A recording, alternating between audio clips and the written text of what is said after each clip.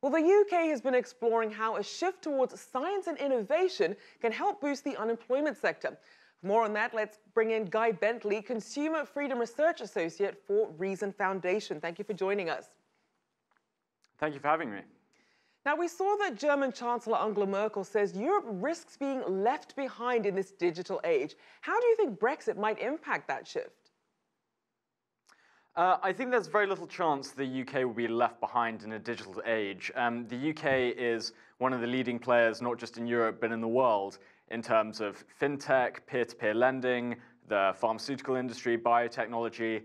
And in fact, if you look at the SME sector, there's incredible optimism for the future of the UK, and that's mainly being driven by small and medium-sized enterprises in the technology and telecom sector. The UK has many structural advantages over many European competitors, and whilst Brexit hasn't happened yet, there may indeed be positives from Brexit in terms of diverging from the EU over the longer term when it comes to financial regulation, technology regulation, and so on. So I think there's very little chance the UK will suffer a major hit in terms of either technology or finance or any of these other sectors.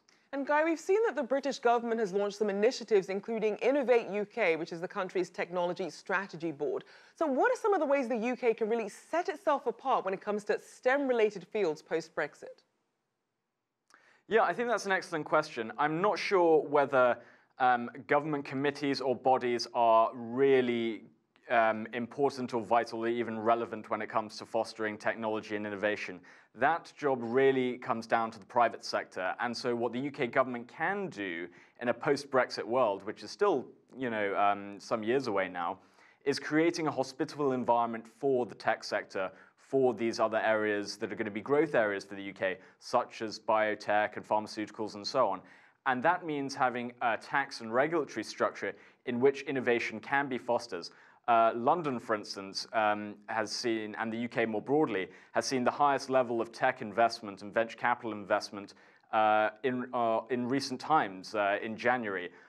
Tech firms in the UK receive on average about 4 times as much investment as firms in France. So it's really getting the regulatory and tax climate right that will allow innovation to be fostered. Now, Guy, give us some context. Just how vital is the UK's innovation push to its overall economy? It is a vital push. It's going to be a future growth area for the UK, particularly in terms of new employment and so on. You see, while the UK is implausible to some, one of actually the largest manufacturing economies in the world, it's not a large manufacturing economy in terms of employment. So this will be an area of future growth in terms of both employment and also in terms of value added to the UK. The UK is moving into a knowledge economy phase. It's a more mature economy than others around the world. So really, tech and innovation is going to be crucial to the UK's future.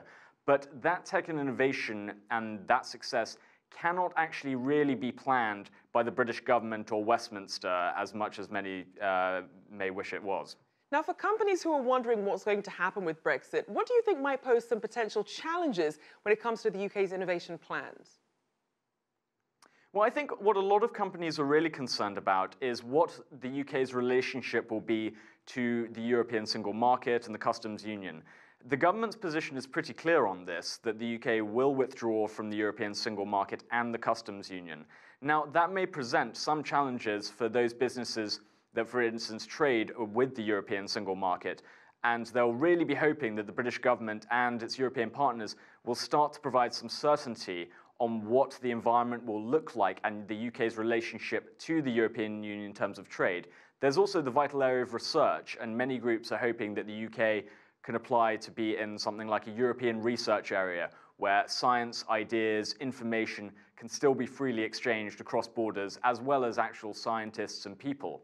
That will be an interesting situation whether the UK government will want to, for instance, pay into such a fund, such an organisation, whilst not being a member of the European Union. This does happen with Switzerland and Norway, so perhaps that's something the UK government might take under consideration. Now, Guy, from an employee perspective, how much concern is there over whether some of this high-tech talent will perhaps look elsewhere in Europe, given the uncertain future of what's going to happen in a post-Brexit Britain? I think there was definitely a lot of concern about that before the Brexit vote, but we see precious little evidence of either tech or really any other major industry looking to make significant investment decisions, whether that's pulling investment or pulling employees out of the UK. In fact, we've actually seen record levels of investment into the UK, foreign direct investment and so on. And if you look at, for instance, university applications, the UK has had an 11% increase in international applications to go to its universities, and many of them will be in STEM fields and hopefully will stay in the UK and contribute to future growth. So a lot of the predictions we saw about withdrawing of industries or sectors from the UK hasn't actually materialized in the wake of the vote. All right, well, thank you so much. Guy Bentley there of Reason Foundation.